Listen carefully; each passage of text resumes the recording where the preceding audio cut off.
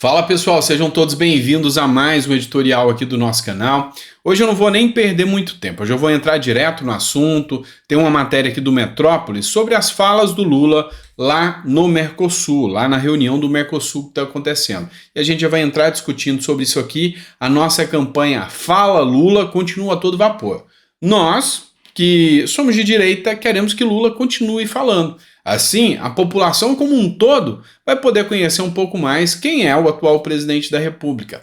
Lembra da fala da democracia relativa? Lembra da fala do amigo que não sou coveiro, morreu, não me incomoda? Pois é, tem mais coisa que o Lula falou aí e a gente vai acabar comentando isso com você. Então, se você puder, curta, compartilhe. O YouTube entende maior relevância, você sabe que eu tenho que pedir, então já chegou no canal? Já vai lembrando, curtiu, compartilhou, e se não é inscrito, inscreva-se e dá uma força aqui pra gente. Bora começar de matéria? Vamos lá. Vamos começar com uma matéria aqui do jornal Metrópolis. O que está acontecendo aqui? O Lula esteve na reunião lá do Mercosul. Ele que agora atua como presidente do Mercosul, assumiu a presidência do Mercosul. E lá no Mercosul, Lula foi questionado sobre a situação da democracia na Venezuela e a situação do ditador Nicolás Maduro. E assim, para não causar um conflito internacional, não tiveram coragem de citar a inelegibilidade de Bolsonaro aqui, mas citaram a inelegibilidade da opositora do Maduro lá na Venezuela. E aí, para Lula, que diz que Venezuela é uma democracia, que lá, embora relativa, tá tudo bem, as eleições são certas, agora ele volta atrás quando é pressionado e diz que não conhece os pormenores sobre a opositora de Maduro. Escuta aqui a fala do Lula. E com relação à questão da Venezuela, gente, todos os problemas que a gente tiver de democracia, a gente não se esconde dela, a gente enfrenta eles. Eu não conheço pormenores do problema com a candidata na Venezuela, não conheço pormenores, sabe? Pretendo conhecer. Eu tive com o Papa Francisco agora e assumi o compromisso de falar com o Daniel Ortega na próxima semana a respeito da disputa lá com os setores da igreja. Naquilo que a gente puder contribuir, quem tiver relação, sabe, quem puder dar um palpite, quem puder conversar, nós temos que conversar. O que não pode é a gente isolar e a gente levar em conta que apenas o defeito está de um lado, os defeitos são múltiplos. Então nós precisamos conversar com todo mundo. Pois é, Lula teve que se manifestar sobre essa questão da Venezuela porque ele foi pressionado, ele foi prensado na parede pelo presidente do Uruguai e pelo presidente do Paraguai. Primeiro veio o presidente do Paraguai, que falou antes do Lacalle Pou, que é o presidente do Uruguai, o Mário Abdo. E ele disse que não vê a possibilidade da Venezuela ser encarada como uma democracia. Então ele teceu duras críticas. Eu não ia colocar o vídeo para vocês, essa matéria do antagonista, mas eu quero que vocês assistam para ver a cara do Lula enquanto o presidente do Paraguai falava sobre o seu amigo da democracia relativa. O único límite razonável deve ser o respeito à democracia e aos direitos humanos. Com muita preocupação, estou seguindo os eventos de los últimos sucesos en Venezuela. Siempre he buscado darle voz al sufrido pueblo venezolano y esta vez no será la excepción. La coherencia no puede dejarse de lado al último minuto. Cuando asoma un camino de salida, un itinerario de esperanza por la realización de unas elecciones con la oposición, essa é a cara do Lula, pessoal. Rapidamente apagada. Eu só quis que você visse esse trecho aqui. Eu sei que a maioria de vocês não falam espanhol, mas ele disse que lá há uma falta de democracia, quem mais sofre é o próprio povo venezuelano e que não pode simplesmente fechar os olhos em relação a isso. Mas a cara do Lula, quando há críticas em relação ao presidente do país da democracia relativa, Nicolás Maduro, é impagável. além do presidente do Paraguai, o presidente do Uruguai também teceu críticas. O presidente do Uruguai cita a reunião com Lula em nova crítica ao regime venezuelano. E, sabe, a vontade nítida nos olhos do presidente do Paraguai e do presidente do Uruguai era equiparar o Lula, falar, peraí, nós estamos criticando aqui porque na Venezuela estão perseguindo e tornando inelegível opositores políticos. A vontade deles era citar o Brasil e citar o Bolsonaro. Vocês sabem disso. Mas causaria, digamos assim, um desconforto muito grande, uma vez que o presidente agora da própria Mercosul é o Lula. Então, pegaria um pouco pesado.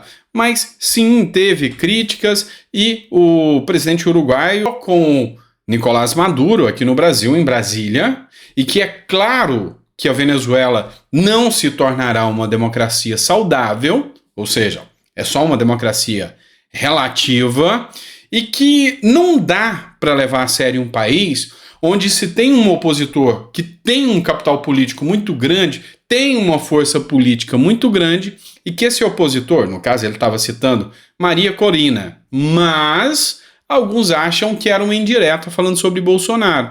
E disse, nós temos um opositor com tanta representação popular, aí de repente tiram das eleições por questões políticas e não jurídicas. E Lula, mais uma vez, teve que olhar com aquela cara de quem não estava gostando muito das críticas. Enquanto isso, a oposição aqui no Brasil continua trabalhando para ver Lula o mais longe possível. Olha só essa matéria do Antagonista. A oposição protocola pedido de impeachment de Lula. O argumento que foi esposado pelo Evair de Mello, que é o deputado, e nem é do PL, nem é do partido do Bolsonaro, tá? Ele é do Republicanos, do Progressistas, perdão, do Espírito Santo. Ele falou que é um absurdo as falas do Lula no Foro de São Paulo, mas 43 parlamentares assinaram com ele. E ele diz que, segundo as falas, Lula combate o patriotismo e a família no Brasil. Olha só o que o deputado disse que merece a gente fazer uma análise. É lamentável que um presidente da República não honre nem a sua pátria. Ser patriota e expressar o patriotismo são direitos fundamentais e individuais de cada cidadão brasileiro. Logo, ser patriota é respeitar as leis, participar ativamente do processo democrático, valorizar a diversidade e trabalhar para a construção de uma nação justa e próspera. Além disso, outro pilar da nossa cidadania, a família, também foi atacada no mesmo evento. E é verdade, houve ataques. Por isso que a gente está na campanha, fala mais Lula que a gente quer te ouvir. Lula foi claro, ele falou, olha, a gente aprendeu a combater historicamente o conservadorismo, a família e o patriotismo. E tem orgulho de ser chamado de comunista. E aí, a Cruzoé, dentro da revista Antagonista, ousou criticar inclusive o sistema. E eu preciso mencionar aqui para vocês um título do Neumann, que diz o seguinte: a falsa democracia na República de Fancaria. O relatório do TSE, que condenará Bolsonaro, ou condenou, absolverá o general, é a carta da Justiça Eleitoral Brasileira, especialmente em morder para soprar, diz José Neumann Pinto. E aqui ele fala o seguinte: em sua coluna na Cruzoé dessa semana, José Neumann Pinto afirma que o relatório do TSE, que condenará Jair Bolsonaro e absolverá o general Braga Neto, seu vice na chapa, é a cara da Justiça Eleitoral Brasileira, especialista em morder para soprar. Os surtos de autoritarismo fora de hora do presidente do Tribunal Superior Eleitoral, Alexandre de Moraes, são as mais absolutas evidências da inutilidade das penas de justiças fancária, como nossa eleitoral. Essa punirá um poderoso chefão e inocentará o seu vice.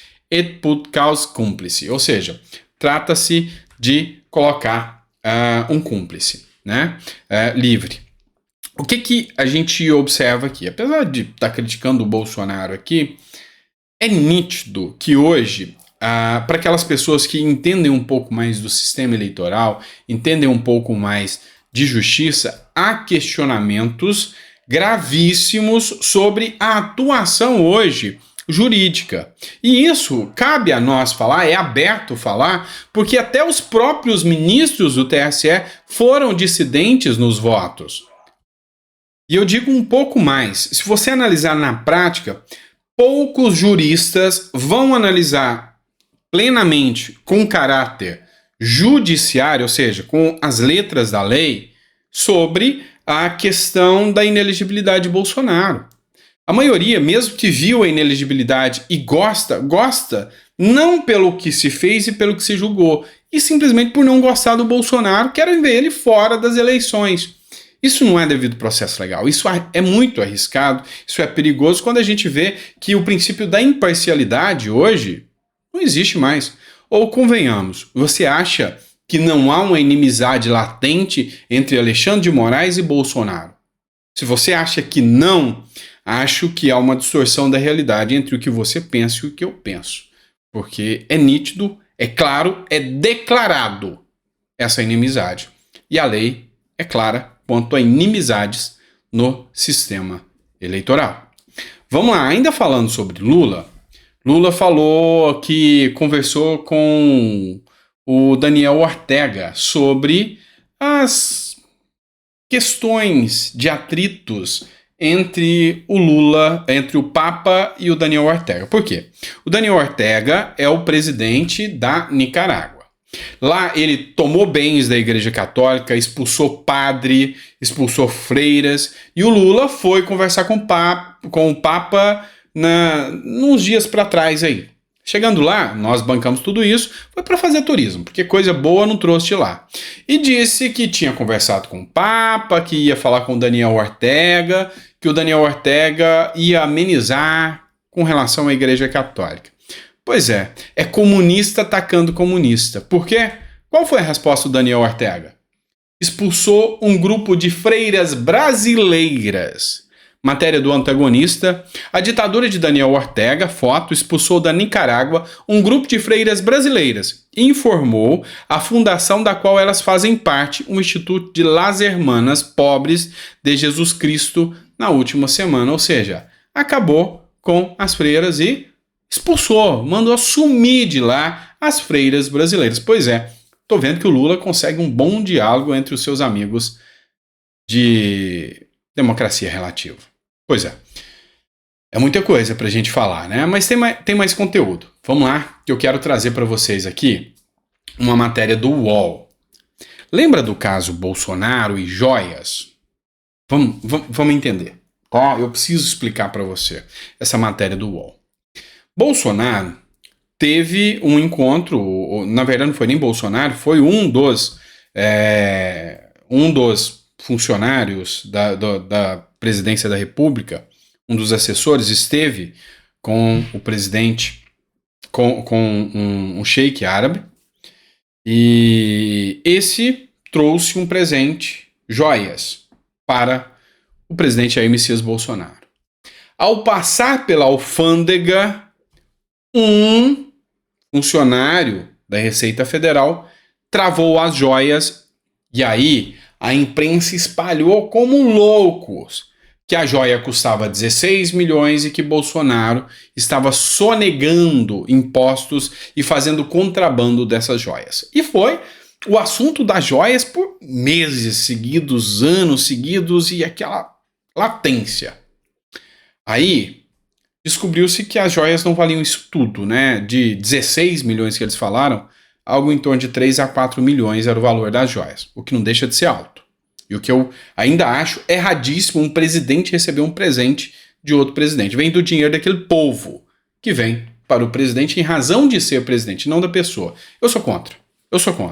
Mas temos que ter equidade, ou seja, mentiram duas vezes. Na primeira, ao dizer que custava 16 milhões, não custava, era presente para o presidente. E a segunda questão é que essas joias eram isentas.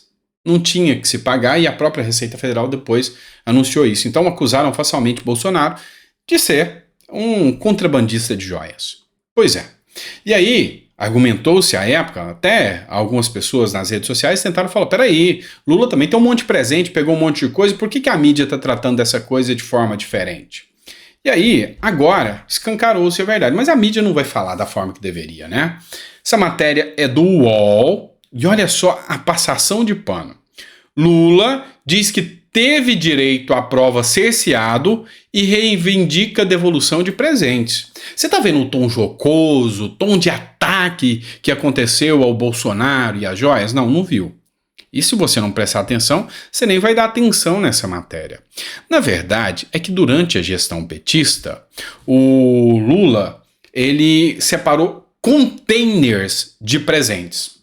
E aí, vamos ler aqui para você entender. Por meio de seus advogados, o presidente Luiz Inácio Lula da Silva apresentou à Justiça argumentos finais no processo que move para tentar reaver os presentes recebidos aos longos dos seus 2 primeiros mandatos.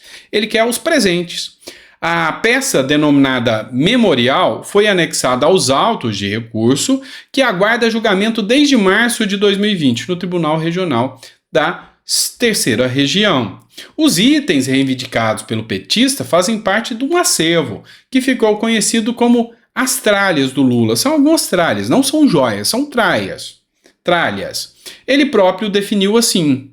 Você entendeu que a narrativa é dele? Ele definiu como tralhas?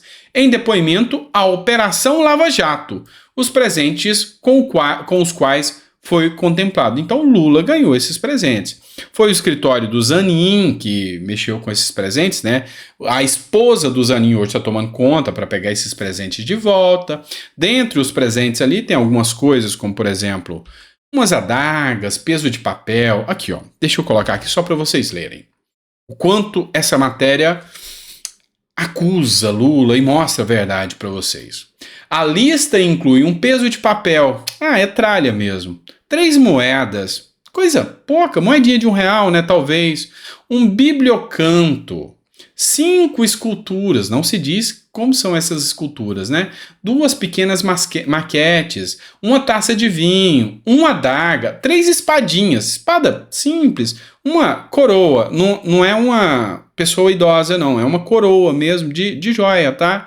Uma ordem, um prato decorativo em moedas antigas. Coisa simples, né, pessoal? Então, assim, você vê que a mídia mostra para vocês que é só coisa simples. Vamos olhar só um desses itens. Fica bom para você? Só um. O restante você já começa a imaginar. Matéria que eu trago para vocês do antagonista, a espada de Gaddafi. Para quem não sabe, o Muammar Gaddafi foi um dos maiores sanguinários, assassinos, ditadores que já pisou na face da terra. E o Muammar Gaddafi deu de presentinho uma espada para o Lula. Logo no primeiro ano de mandato, em 2003, lá no comecinho, Lula visitou o ditador líbio Muammar Gaddafi, que lhe presenteou com uma espada em ouro branco cravejada de pedras preciosas. O petista se apropriou da peça ao deixar o Palácio do Planalto e a guardou com várias outras joias e esculturas num cofre do Banco do Brasil, em nome de Marisa e do filho Fábio Lula da Silva. A Lava Jato descobriu e agora o Lula está brigando para pegar esses presentinhos, essas tralhas do Lula de volta. Você entendeu a narrativa? Você entendeu quanto a mídia ataca um lado e passa pano para outro? Você entende que Bolsonaro teve 4 anos durante a gestão. Viraram a vida desse cara de cabeça para baixo. E o que eles tiveram para encontrar foi a tal das joias, a narrativa. Mas para criar a narrativa das joias, tiveram que esconder a narrativa do governo petista, o qual eles apoiavam e que hoje é presidente da República. Vocês têm noção que se vocês pegarem o valor desse acervo, aí sim vocês vão passar desses 16 milhões fácil. Então, essa é a realidade dos fatos. Alguém simplesmente mentiu para vocês. E esse alguém é a mídia, que tem um lado sim, que defende um lado sim, e não está aqui disposta a contar a verdade para vocês. Essa é a realidade do caso. Essa é a realidade. Essa é a verdade. Vamos lá. E não à toa, a sanha por regular as redes sociais. Lula cai 56% em interações nas redes no primeiro semestre de governo. Comparação é feita com o semestre anterior ao início do mandato. No mesmo período, Bolsonaro cresceu 23%. Ou seja, a live do Lula, você só fica sabendo das pílulas que são liberadas, principalmente pelas redes sociais, porque a grande mídia esconde as falas, como por exemplo, a fala do Lula que um cara ligou para ele à noite incomodando porque um companheiro tinha morrido, e ele falou: o que eu tenho a ver com isso? É desse nível aí. Se fosse o Bolsonaro, era o caso do não sou coveiro, dias, meses nos jornais. Essa é a diferença. E aqui, nas redes sociais, o jogo é diferente. Lula fez a live. 5, 4, 6 mil pessoas assistindo. Bolsonaro fez a live. 306 mil pessoas assistindo. Nós estamos falando de um presidente da República, Lula. Ele é o cara que define os rumos da nação. Ele é o presidente da República. E nós estamos falando de um cidadão normal, ex-presidente da República, chamado Bolsonaro. A diferença é gritante. E aí, não à toa, a força da oposição a Lula vir das redes sociais. E é por isso que tem uma matéria circulando que Lula já tem um plano B para acabar com as redes sociais até as eleições de 2024. É simples assim. Ele quer regulamentar as redes sociais. Agora, você acha que é mera coincidência? Não, não é. Vamos lá. Esse aqui vai ser o próximo alvo da vez. Não pense diferente. Matéria do O Antagonista. Tarcísio é o futuro da direita. Aponta barômetro do poder. Consultorias políticas e analistas independentes acreditam que o governador de São Paulo irá ocupar o campo político aberto com a inelegibilidade de Bolsonaro. Eu também penso, é nítido, é escancarado, Tarcísio só não vai se não quer. Tarcísio hoje é, depois de Bolsonaro, o maior nome da política em relação à direita. E se tiver a bênção de Bolsonaro, não há quem segura. Não há quem segura. Eu ouso em dizer que Tarcísio recebe até mais votos do que Bolsonaro. Porque Bolsonaro, todos apoiadores do Bolsonaro votam em Tarcísio se Bolsonaro pedir. Eu duvido que tenha um apoiador de Bolsonaro que fala: não, Tarcísio eu não vou. Eu duvido. Pode ter um ou outro gato pingado, mas eu duvido. Agora, tem muita gente aí da direita sapatênis que já topa apoiar o Tarcísio. Exemplo é o MBL. Então, Tarcísio é um canhão virado contra a esquerda. E eles sabem disso. E essa mesma campanha difamatória, essa mesma campanha que eu acabei de mostrar para vocês viram a diferença da questão das joias? Vai começar com Tarcísio de Freitas. É questão de tempo. É questão de tempo. Então, aguardem que isso vai acontecer. E aí é onde você precisa estar blindado, preparado, protegido, para não cair na lábia dessa mídia, que você sabe que não se trata de nada mais, nada menos do que uma imprensa marrom que quer passar o pano na cabeça da esquerda e demonizar a direita brasileira. É assim que funciona a regra do jogo. Afinal, eles ganham muito quando a esquerda está no poder. E você sabe como que a regra funciona. Tá certo? Se você gostou do nosso editorial, manda para mais pessoas. Falar verdades na lata, assim, são poucos hoje que têm coragem de falar. Então, a gente, quando faz isso, é porque a gente precisa do brasileiro consciente, a gente precisa do brasileiro preparado, apto a entender, de uma vez por todas, como é a regra do jogo na política brasileira. E eu garanto a você, se você está me assistindo, ficou até o final desse vídeo, 24 minutos de vídeo, é porque você já não concorda com o que acontece no Brasil. É porque você já está por aqui. É porque você já não aguenta mais. E você vai ser a diferença para 2026. Você vai ser a diferença e não vai entregar o ouro na mão do bandido. Se é que você me entende. Grande abraço, fica com Deus e até o próximo editorial. A gente volta amanhã com mais conteúdo para vocês. Grande abraço.